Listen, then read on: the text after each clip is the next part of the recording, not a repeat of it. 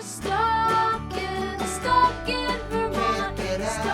It's a little magical getting a bunch of cartoonists together to help each other work on comics and to help each other grow as artists and as storytellers. Welcome to Stuck in Vermont, brought to you by 7 Days and sponsored by New England Federal Credit Union.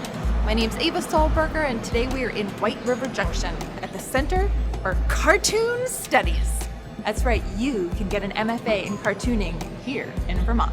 Cartooning! You can do anything when you're given a blank page, and it's so exciting and thrilling to get to watch people explore that space and figure out ways to tell narratives in visual ways on a single piece of paper. I'm like addicted to the process of putting things in little boxes. And since this week is the cartoon issue of 7 Days, we're going to talk to some people at the Graphic Memoir Summer Workshop and find out why they love comics. So what draws me to comics is how they're so accessible. A great way to tell fantastic stories without a lot of money, capital put up front. The nice thing about comics is that it appeals to readers of every age. They're available in every genre. Comics kind of allows you to be like the director, the writer, the actor, everything. This is a really special school. It has a special place in my heart as a person who went here as a student and also as someone who's coming back as a teacher for these summer workshops. Was this just like the side of a pencil here? Cool. And all of our classes are taught by working artists. I had taken summer courses at CCS and had just like fallen in love with the community and all of the people here. I was just like, oh, I want to be one of you. So we have students from all over the world come here to take classes either in our main master's program or in our summer workshop. I learned how quickly I can produce a comic strip. You're gonna work from 9 till 5, you work hard. Most of us are working well into the nights as well. I think I've produced more this week than I have in like the last 5 months. You bust your butt, but you come away having learned a lot, having experimented a lot. In the last 10 years, there's been a huge surge of graphic novels. I read a lot of comics, both online and like from the library. The Schultz Library, the most magical place on campus. People are kind of blown away when they walk in there. Over 40,000 volumes that are all comics or comics related books. And we also have a really large zine collection. We call it our zine garden.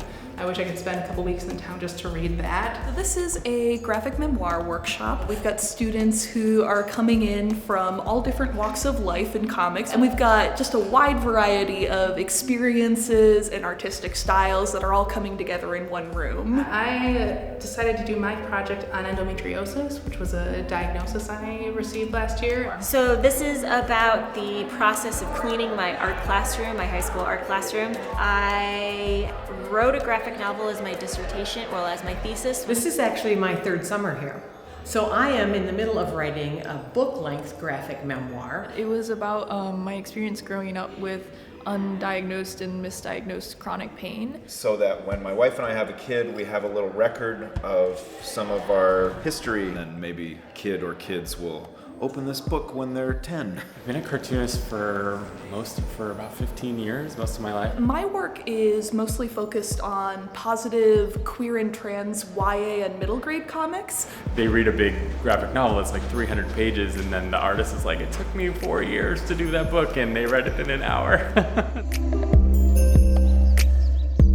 White River Junction is a quirky small town. I mean, comics take a really long time. You really have to be dedicated to sitting at your desk, chipping away at something every day until it's finished. And if you're in like New York City or Boston, like, you know, there's just so many things to do besides sitting at your desk. And so we like to call the winter time here, which lasts for a pretty long time, cartooning season.